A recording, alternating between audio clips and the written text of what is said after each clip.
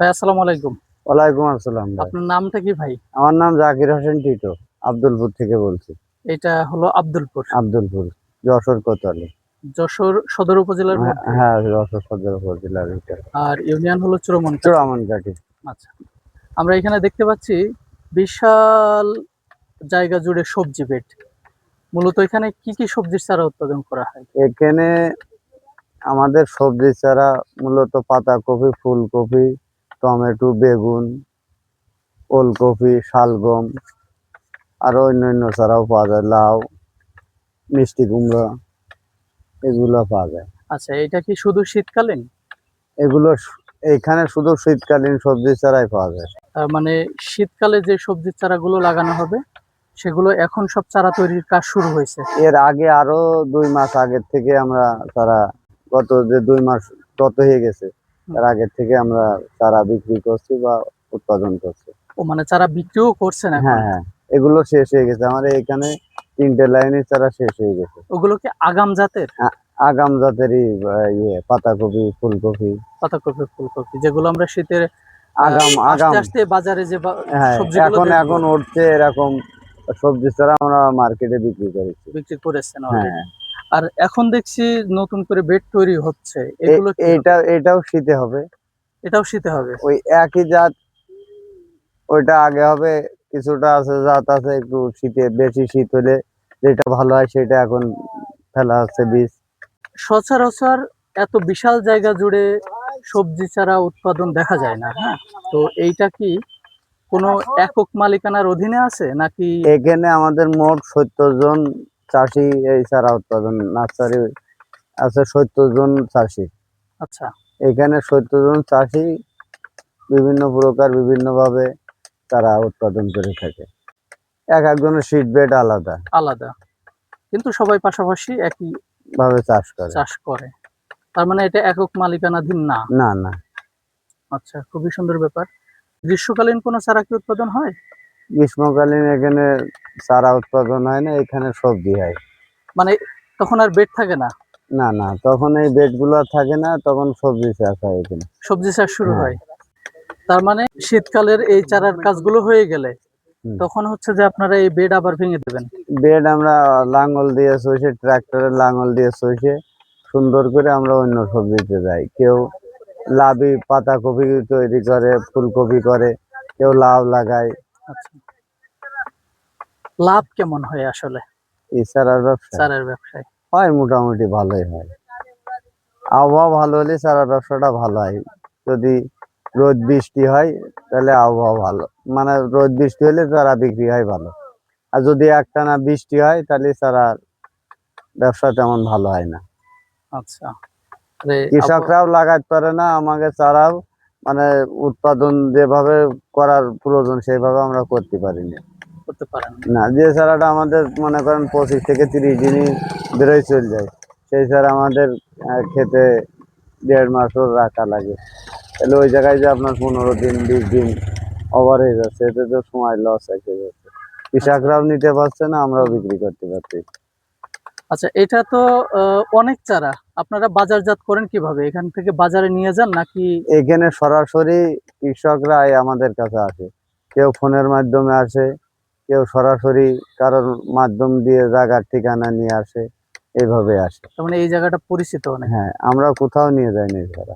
মানুষ বিভিন্ন জায়গা থেকে হ্যাঁ, আসে সারা অনেক দেশের। দূরেও, সারা দেশে অনেক দূরে আমরা অনলাইনে আমাদের টাকা বিকাশ করে দেই বা নগদে দেয়।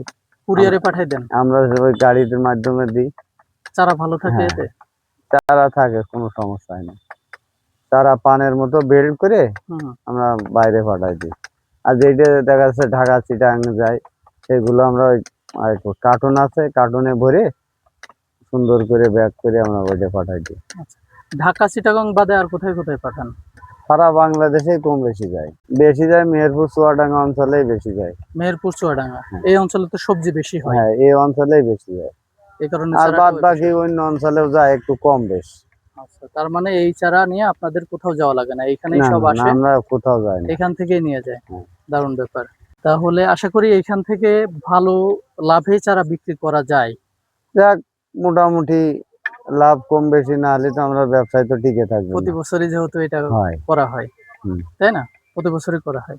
শীতকালীন যারা চারা নিতে চায়, সবজির চারা, কি কি সবজির চারা আছে নিতে পারবে তারা একটু বলেন।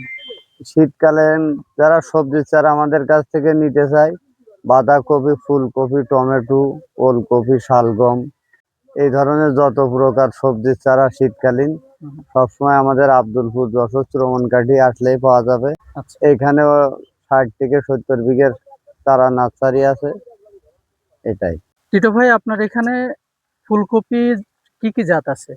আমার এখানে ফুলকপি এখন আছে লিনজা, ফাইজা, ইস্পাহানির মুনমুন, আর আপনার আছে অলরাউন্ডার, মল্লিকার অলরাউন্ডার। এই 4টে জাতি আমার কাছে পাওয়া যাবে গ্যারান্টি সহকারে। এর ভিতরে কোনটা ভালো? সবচেয়ে ভালো আপনার লিনজা, 14 থেকে 1500 টাকা দাম 10 গ্রাম বিচির। 10 এই গ্রাম জাতটা সবচেয়ে ভালো। আপনার 55 থেকে 60 দিনে 1 কেজি করে ওজন হয়। 1 কেজি ওজন হয়ে যাবে। 1 কেজি হয়ে যাবে। এই চারাটা পাবেন আপনার 15 থেকে 20 দিন পরে। 15 থেকে 20 দিন পরে। হুম। আর পাতাকপির কি জাত আছে? পাতাকপি আছে, টপিকসান প্লাস আছে, রয়্যাল ক্রস আছে, গ্রিন কুইন প্লাস আছে, নামধারী আছে, সামারসান 55, এই জাতগুলি আমার কাছে আছে। আচ্ছা, এর ভিতরে কোনটা ভালো হবে? ভালো চলে কোনটা? এর সবচেয়ে বেশি চলে টপিকসান প্লাসটাই বেশি চলে। টপিকসান এই প্লাস। কপিটা শক্ত হয় ভালো এবং চেহারাটা সুন্দর। পোকামাকড় কম লাগে নাকি? হ্যাঁ, দূরির জন্য ভালো হয়। মার্কেট দূরি বিক্রি করার জন্য, মার্কেট পর্যায়ে দূরি নেওয়ার জন্য খুবই ভালো হয়। খেতে সেটা ঢাকা বা ক্ষতিগ্রস্ত চিটাগাং, হবে না। রাজশাহী মানে অনেক দূরে যাত্রা করলে মানে শক্ত টাইট তো এটা ক্ষতি হয় কম। আপনারা চারা মানে কি হিসাবে বিক্রি করেন? আমরা পাইকারি নাকি খুচরা? আমরা হাজার হিসেবে বিক্রি করি। হাজারে। কোনো সময় 800 হয়, কোনো সময় 1000 হয়। এখন বর্তমান 6 থেকে 700 800 এরম বিক্রি হচ্ছে চারা। মানে চারার বাজার কখন কি অবস্থায় থাকে বলাটাই মুশকিল। আচ্ছা, এটা কম বেশি হতে পারে। আবহাওয়া খারাপ হলে মনে করেন কোনো দামেই চারা বিক্রি হয় না, এরকম অবস্থা যায়। এই যে গত আজ 27-28 দিন একটানা আবহাওয়া চলতেছে, 600 টাকার বীজ কিনে 600 টাকায় চারাও বিক্রি করতে হচ্ছে আমাদের। মানে আবহাওয়া ভালো হলে চারার দাম একটু বাড়তে পারে। হ্যাঁ, আর চাষিরাও লাগাতে পারে। তার মানে যারা এখন শীতকালীন সবজি চাষ করতে চাচ্ছে তারা যদি আপনাদের সাথে যোগাযোগ করে তাহলে উন্নত জাতের চারা, সবজি গ্যারান্টি চারা তারা সহকারে পাবে। আমার নার্সারিতে আসলে আমি অবশ্যই গ্যারান্টি সহকারে দিতে পারবো চারা। চারা দিতে পারবেন।